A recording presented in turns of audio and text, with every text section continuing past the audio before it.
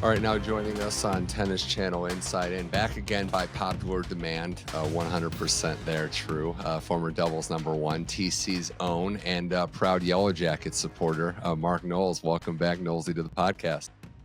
Thanks, Mitch. Love that popular demand, huh? What do you poll like the same four people? I love it. We got a diverse crowd, and yes, there are some diehard Knowlesy fans out there. That is 100% true. But Love now it. Love it. we appreciate you coming back on. I know it's been a busy time of year for you in the tennis world, but I did want to talk about the good stuff first before we get into the storylines. You got back into the game, got back into the coaching world this year, working with Jessica Pegula. It was a sensational run. Really captivated tennis fans in this country at the U.S. Open. But before we get to those results, Mark, the kind of decision to get back into the game. I know you've worked with players, but this was a high-profile partnership, a successful one. But what was it about working with Jesse and working with the team that really caught your eye, made you want to get back into it? Yeah, it's funny you bring that up, Mitch, right? It's funny, I was fortunate after I retired. I worked with a couple of great players, Marty Fish, Milos Raonic, worked a little bit with Jack Sock as well. But I had basically kind of put that out to pasture. I was not interested in coaching anymore. Obviously, I'd never even thought about coaching on the WTA side either.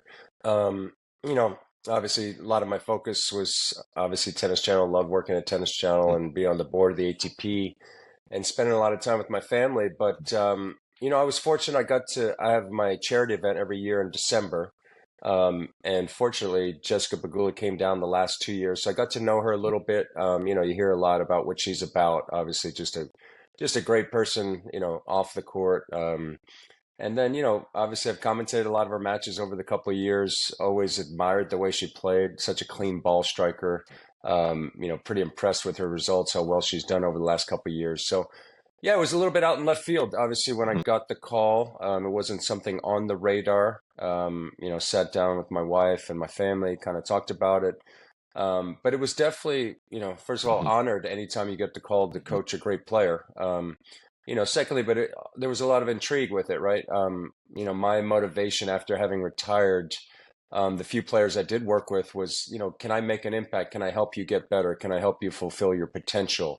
And admiring and watching Jessica's game over the last couple of years, I actually had some interesting ideas that I thought I could really help her with. But at the end of the day, the player has to buy in, right? All coaches, all players kind of have their thoughts on what they think they can help a player with. But Yeah.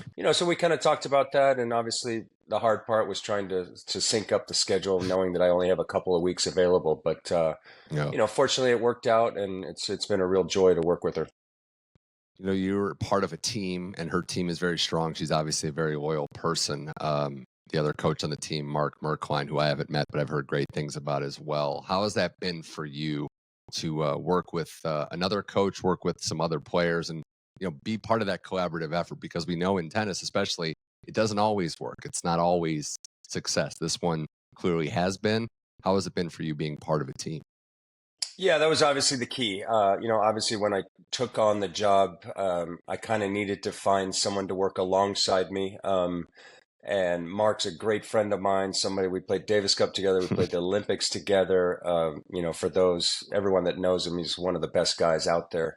And he knows a lot about the game. He was one of my first calls, and tried to kind of tear him away from his wife and kids as well, and his everyday Yeah. life. And just kind of sat down. Hey, I knew we could work together well, because we get along extremely well. And like I said, I've got a lot of respect for the way he sees the game.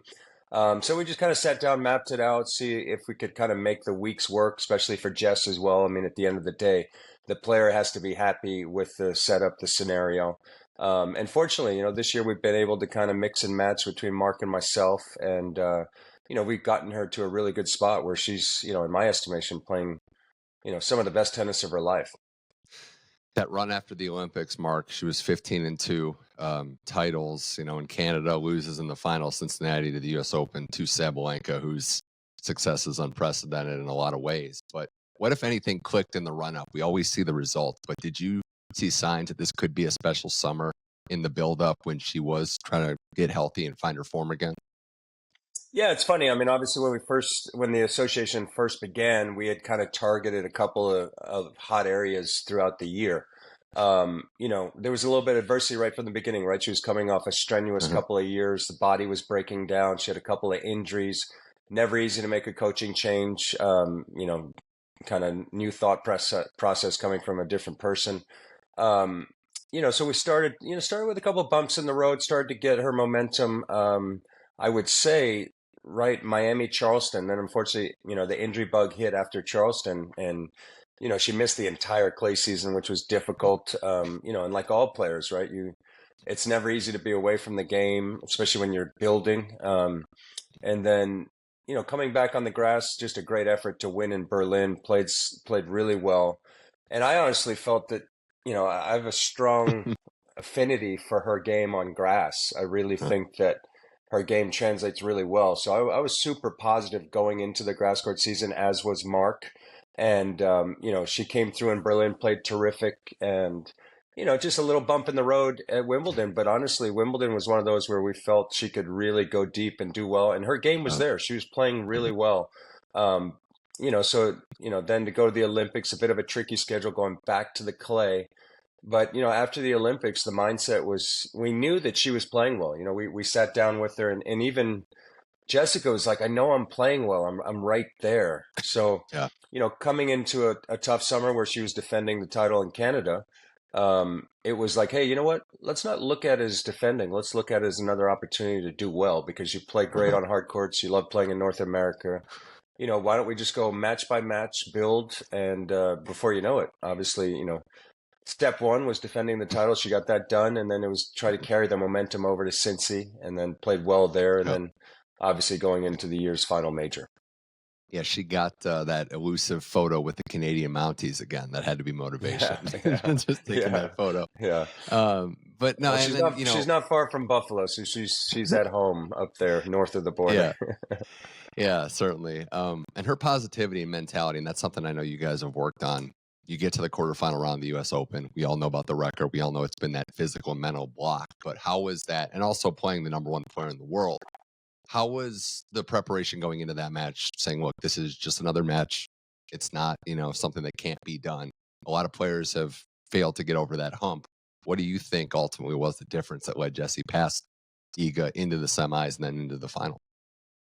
Yeah, I mean, I think it's about looking at it in isolation, right? I mean, obviously Hmm. everybody talks about it, especially in the world of social Hmm. media. She knew she had made six Hmm. quarterfinals. It's been talked about, but I think we tried to look at it as a positive, and I know that Jessica viewed it as a positive. Like, okay, yes, six quarterfinals, but there are a lot of players that would sign up for six quarterfinals. So that's a great achievement there. And Uh, she also realized that a lot of those losses in quarterfinals were either to top players or players that are playing really well. So I think one thing that helped her was, and most of us know this, you can't control the outcome, right? Tennis is it's a one-on-one sport. You can only control what you can control. And for Jessica, it was just about the matchup, right? It was a matchup against Iga, mhm. prime time, night match, a matchup that she's pretty comfortable with on the hard courts, especially. So it was about executing a game plan, and that was probably the best match since I've been with Jessica as far as executing a game plan, right? She had a game plan. It's one thing to have a game plan, but when as Mike Tyson said, everybody has a plan until they get Yeah, punched in the mouth. But yeah, she followed it perfectly. The execution was great, and it was a wonderful match. And you could see the relief. Obviously, I yeah, mean, anyone that's been a player, right? You're aware of the yeah, surroundings. You're aware of the stats. yeah. But essentially, it was about treating it in isolation, right? Go out, play your best match. Mhm. The outcome will be what the outcome will be. Is there anything like it now that you got to experience, and you've been a part of a lot of great tennis moments, but being on the ride with an American at the U.S. Open can't really top that. No, I tell you, it's funny you said it's really Yeah, cool, right? yeah, Because I've spoken to a couple people since the finals at the U.S. Open, especially. yeah. The atmosphere for the finals against Sabalenka with an American in the final obviously helped with Taylor Fritz also being in the finals on the men's side. Mhm. There was just such good energy from the American standpoint. And I remember at the start of the match, closed roof, not a seat in the house. Mark Merkle and I, we looked at each other and we were like, wow, this is pretty cool. Yeah, well, it was a tremendous run again, you and the team, and obviously Jesse deserve a ton of credit for what you were able to accomplish together. The last thing I have on this, did you realize that you kind of went viral a little bit in a positive way? I didn't really realize. I mean, I got a couple of texts from my Yeah, buddies and so yeah, forth. yeah, But you're pretty focused on yeah, the mission at hand, yeah. and Well, I think it looking was back, good though. obviously Yeah, it was a fun run, yeah, really fun yeah. ride. It was good just for the listeners and viewers out there. It was a tense point in the match, which happens, and you had the interaction, and you're like, "We don't have time for this. Let's go." And it did work. It kind of she played well and made that push in the second set, so it was a very fun moment. But yeah, and it's the lesson at hand and the final bow on this is the marathon continues. Right? She's you know played a lot of tennis in her career, but this could really be a moment to keep it going. And I know you're looking forward to not just the end of this year, but Australia and a successful 2025. Yeah, definitely. I mean, I look at it as, and we had this mindset, after losing a tough final, obviously to Zabalenka, full credit goes to Zabalenka. She played some wonderful tennis, not just there, but obviously for most of the summer, and is arguably playing some of the best tennis in the world. Is that, it's just the start, right? It's a great foundation to make her first final. But she knows what her ultimate goal is, and we as a team believe that she can achieve that. So, it's about same thing, stacking days, stacking weeks, right? Trying to put Yeah. it your best foot forward. Looking at that match, looking at what you could maybe add to your game. Can you add 5% here, 10% there, Mhm. and maybe that'll be the difference going forward. We're all excited to see how this goes with your partnership, Mark Knowles, here on Tennis Channel Insight and coaching Jessica Pegula, of course, working at Tennis Channel, following the game religiously, and the men's game now as we transition to that, Mark, in Shanghai, in the Asian swing right now. But before we get to that, I need your thoughts on one thing in particular, and I'm not going to call out any takes. We embrace takes on this show, but did you happen to see what Mats Wilander had to say about Sinner and Alcaraz and the level at which they're playing at? I don't know if I saw it directly, but I can only imagine what he said. What did he So say? the direct quote is about the Sinner Alcaraz Beijing final, which was outstanding. Nothing, it was nothing short of extraordinary. Those two every time they play. He says they're following the footsteps of the big three in terms of level. I hope Roger, Rafa, and Novak are not listening, but in terms of level, when they play, when they're at their best, there's no way that anyone has ever played better tennis. So those are strong Wow. words. And Wow. look, he's a Hall of Famer. He's won a bunch of Grand Slams. Not taking away his right to say that or his opinion on the matter, but I want to know your perspective of this. It's a bigger conversation about level versus these hypothetical matchups that we can never prove peak versus peak, but thoughts that maybe Sinner and Alcaraz are taking the level further than even the big three. Well, listen, I'm always going to respect the great Mats Wilander, right? Like you said, Hall of Famer, Grand Slam champion, Yeah. number one player in the world, and such a great person. My take on it is that, I don't think he's totally outrageous there. Listen, we've been treated to the big three at such high levels, right? And so it makes sense that the next generation would kind of incorporate all that and get better, right? Mhm. It's like you Yeah. said, the hypothetical matchups. We all compare Jordan to James, like that's what we do. Mhm. I think it's a little premature when I look at the matchups because, I mean, you think of the Nadal Djokovic's, the Djokovic Federers, like there was some epic tennis being played.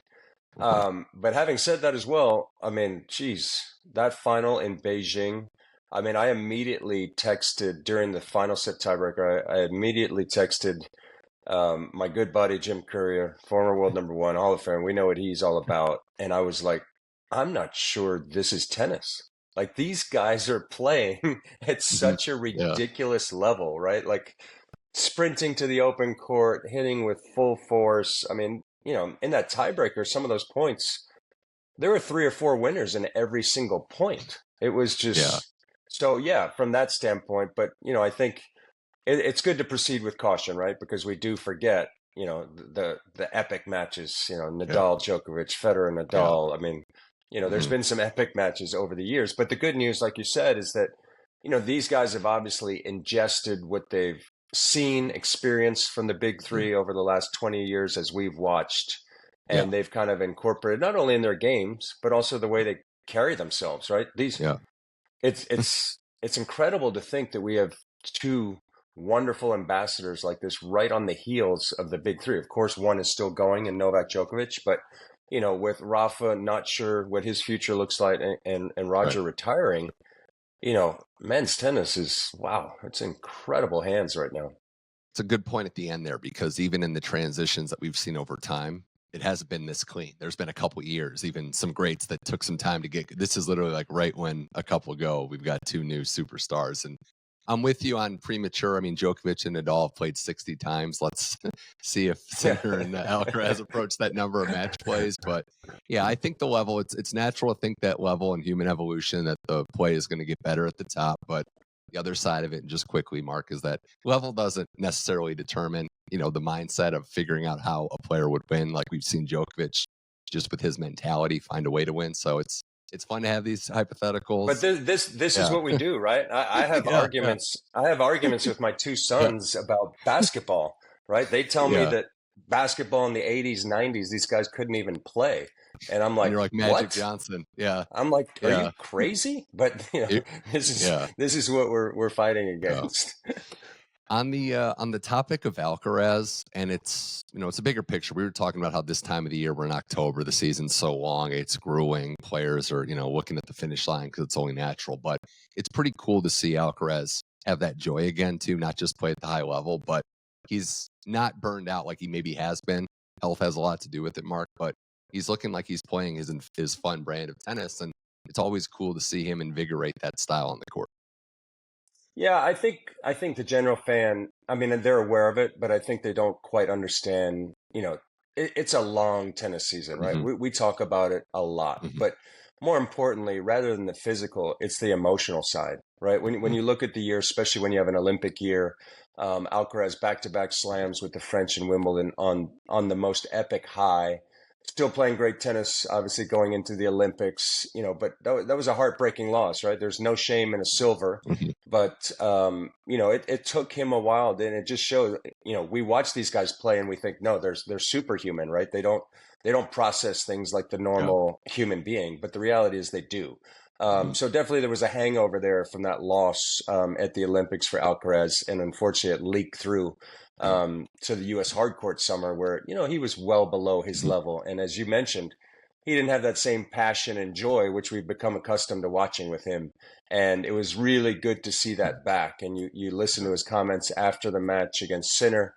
It was basically win or lose. I'm in a wonderful spot. But it was striking to see the emotional reaction from his coach, Juan Carlos Ferrero. It just goes to show, here's a guy that's had an epic year, right? He's one of the best players in the world, couple of majors.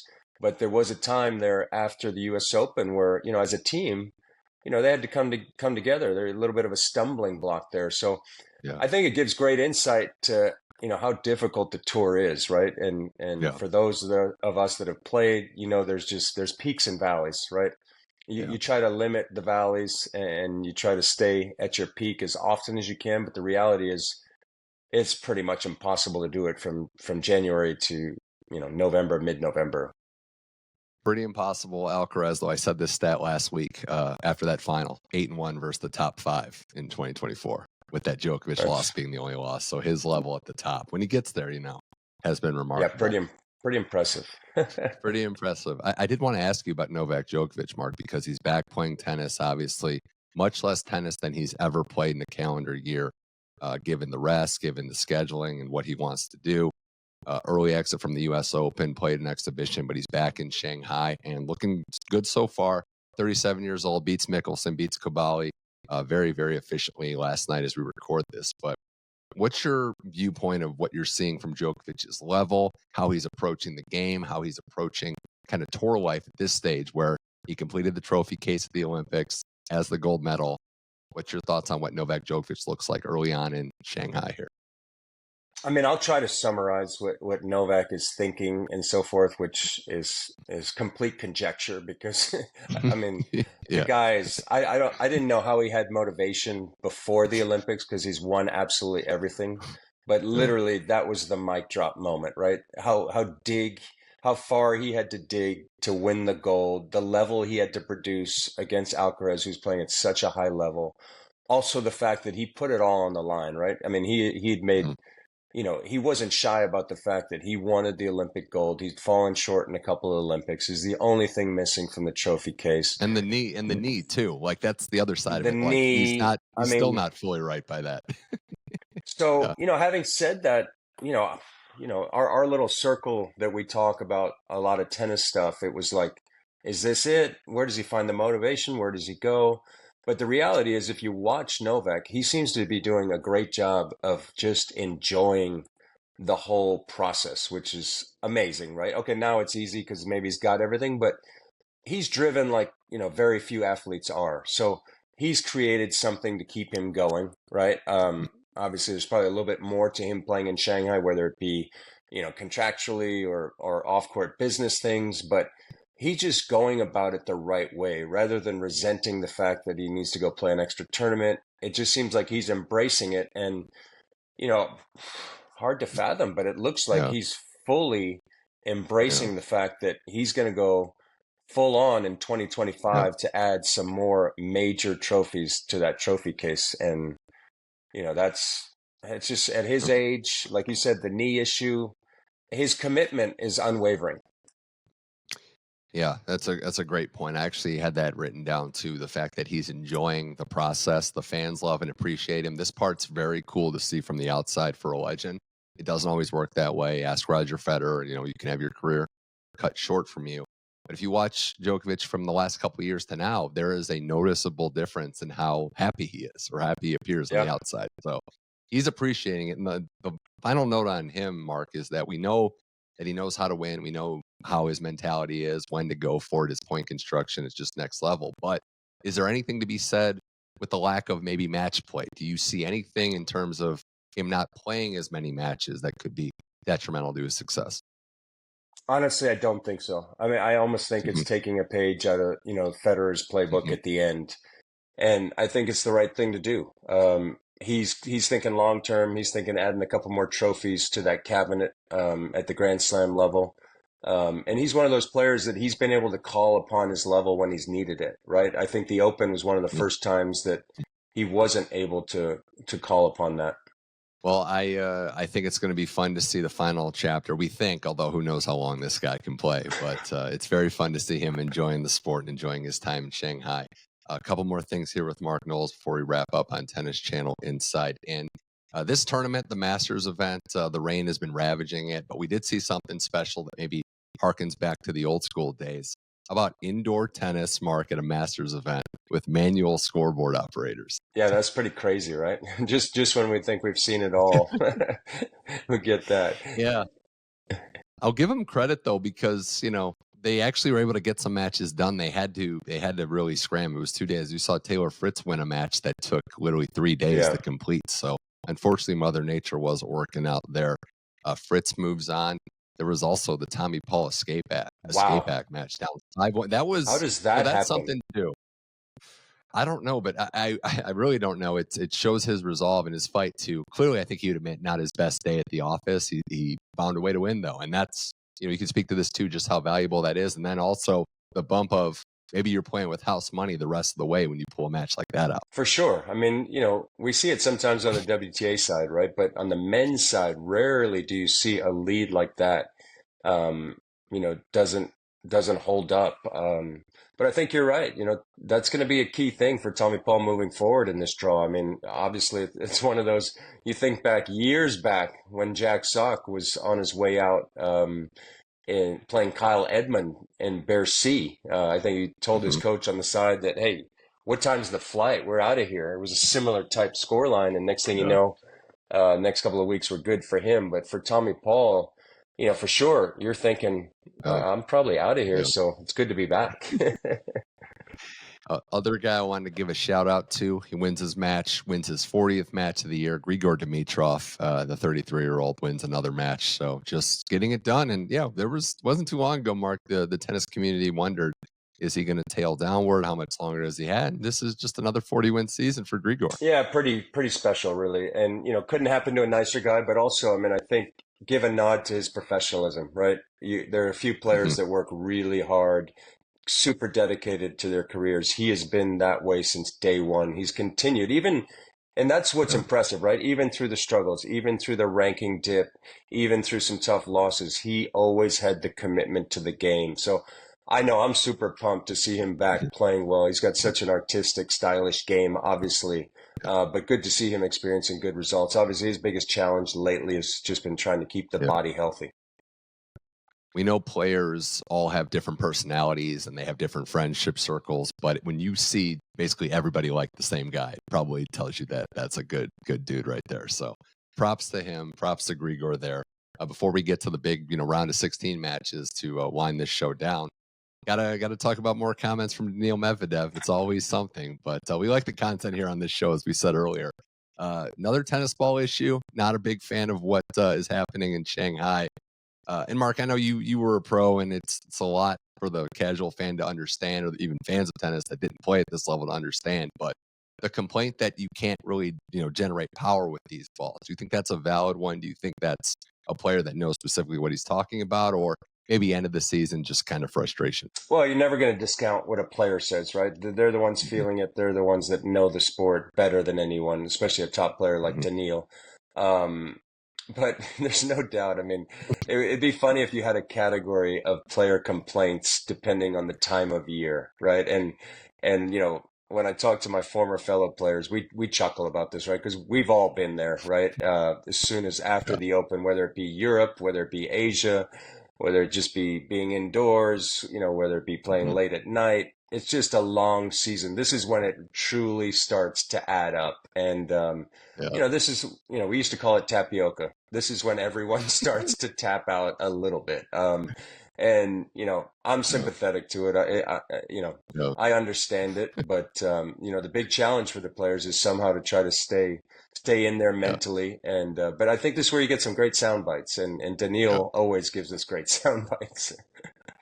Yeah, not a lot of complaints in January and February, now that you say that. Everybody And, loves also, tennis in January. yeah. Also made me think of, with Medvedev's case, the old 90s classic sports movie White Man Can't Jump, when Woody Harrelson says you play better when you're angry. That's kind of Medvedev. When he's in this state of mind, he kind of plays a little better. So maybe he just, you gotta think that, I mean, you think about players that play better when they're a little bit angry, agitated. Of course, Johnny Mac's at the top of the list. I thought Leighton Hewitt was one of those players. He needed a little edge. He was able to temper his emotions and play better. And I think Medvedev's right there. Medvedev loves a little turmoil. He's okay with people cheering against him, and he's able to elevate his game. It's going to be fun to see Medvedev, and that's how we're going to finish this episode, Mark. The round of 16. There are some bangers. I know this tournament with the rain and with some early matchups that maybe didn't live up to what people wanted, but round of 16, just a couple of these matchups. You have Ben Shelton taking on Yannick Sinner, Carlos Alcaraz, Gael Monfils, Tsitsipas Medvedev, another chapter in their rivalry, and Holger Rune taking on Taylor Fritz. So I know it's October. I know everyone's tired, but those are some good matchups. I don't know if you have any thoughts or reads on some of those barn burners. Well, I mean, they're big opportunities still, right? That's what you've got to realize as a player, right? These are 1,000 events. They're big. As much as you might be tapping out, the other guy's probably tapping out as well, right? So then you got to factor that in and go, hey, if I can just be really solid mentally, try to put together a really solid effort, And the good news is you try to trick yourself as well. You're getting close to the end of the season, right? You're not quite there. So like you can see the light at the end of the tunnel. Obviously we all want to see another Alcaraz Sinner match. I think we want to see that every week, but, there's some tough matchups there. Medvedev always plays fairly well in Asia. And Taylor Fritz, one of my favorite players. I mean, you talk about a guy who competes no matter what. Yeah. I actually am not sure. That'd be a good one to ask Taylor. And I'd like to know that, because I bet you he doesn't tap out. Like, he just seems like a player that he wants to compete, whatever it is. So, I'd look for Taylor to finish strong this week. I know it's a little slow, though. Courts are slow, from what I hear.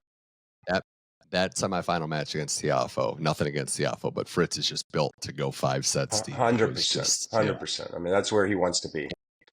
If you ask Taylor better. that morning, hey, you can win in straights with like no adversity, or you can, take it to a fifth. He's probably going to say, I'll take it to a fifth. Holger's playing better though, so that should be a fun one. And yeah, it's goes back to something Djokovic said, like this time of year especially. You can kind of see it's not a contact sport like some of the other ones, but you can probably make eye contact and maybe see, okay, I might have something here. This player might be going the other way. Well, Mark, I appreciate this. This was fun. Thanks for taking time to join. Tennis Channel Inside In. Any last updates on the high school football scene in Texas that we should know about? Yeah, we're going good. South Lake Carroll Yeah. Dragons are about ranked 3 or 4, playing well, undefeated, looking to be undefeated district champs. So Friday nights are good. This week it's actually Thursday night, so Thursday night game. Oh, wow. So all going good. So my life is tennis and football. Tennis and football. We'd have it no other way. Mark Knowles, thanks for joining Tennis Channel Inside, and always a pleasure. Good to learn a thing or two, and thanks again for joining the podcast. Thanks, Mitch. Always great to be on, man.